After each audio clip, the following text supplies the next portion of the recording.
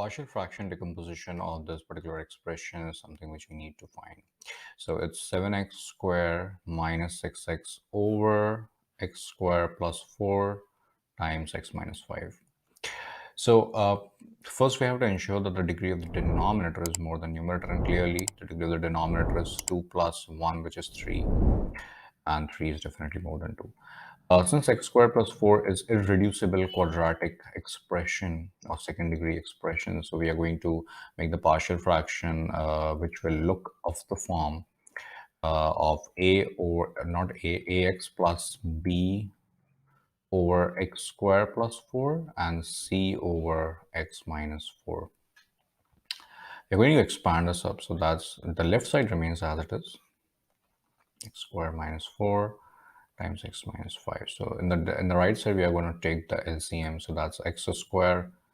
Okay, this is like not x squared minus 4, this is plus 4. So x squared plus 4 times x minus 5, and over here we will be having ax plus b times x minus 5 plus c times x squared plus 4.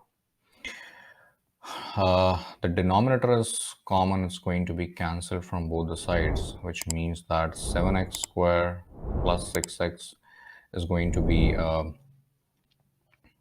let's distribute this as well. Let's multiply and open up the parentheses.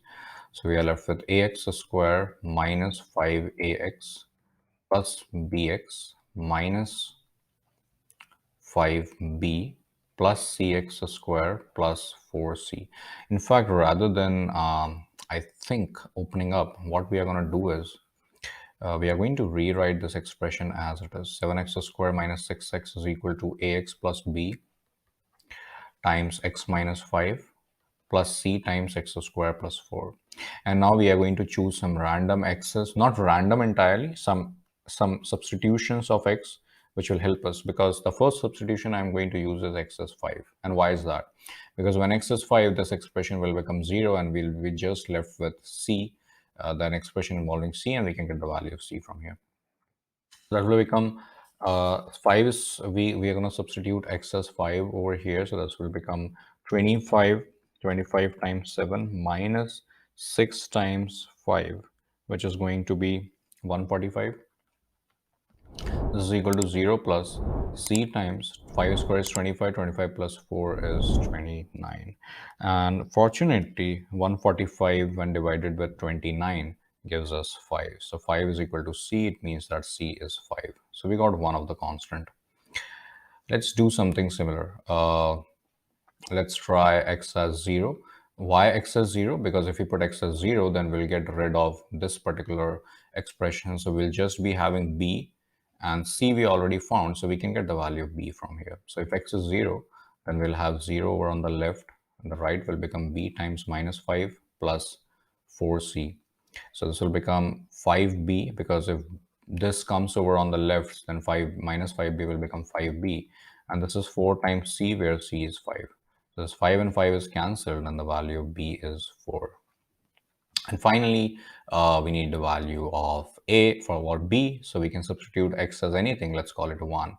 So the left side will become 7 minus 6, which is 1, and the right side will become a plus b times minus 4 plus c times 5. So this will become 1 is equal to a plus 4 times minus 4 plus 25, because c is 5, so 5 times 5. 5 times 5. So that's going to be 1 is equal to minus 4a minus 16 plus 25. So that's going to be 1 is equal to minus 4a plus 9. Subtracting 9 both sides, we have minus 8 is equal to minus 4a. Dividing both sides by minus 4, 2 is equal to a, which means that a is equal to 2. So we got the value of a, b, and c, and hence we got the partial fraction as well. So that is going to look like ax plus b.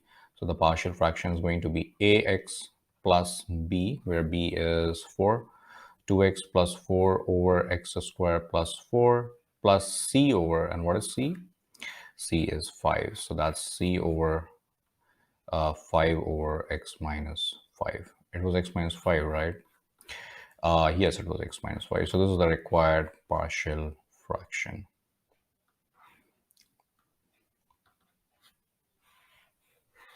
Thank you.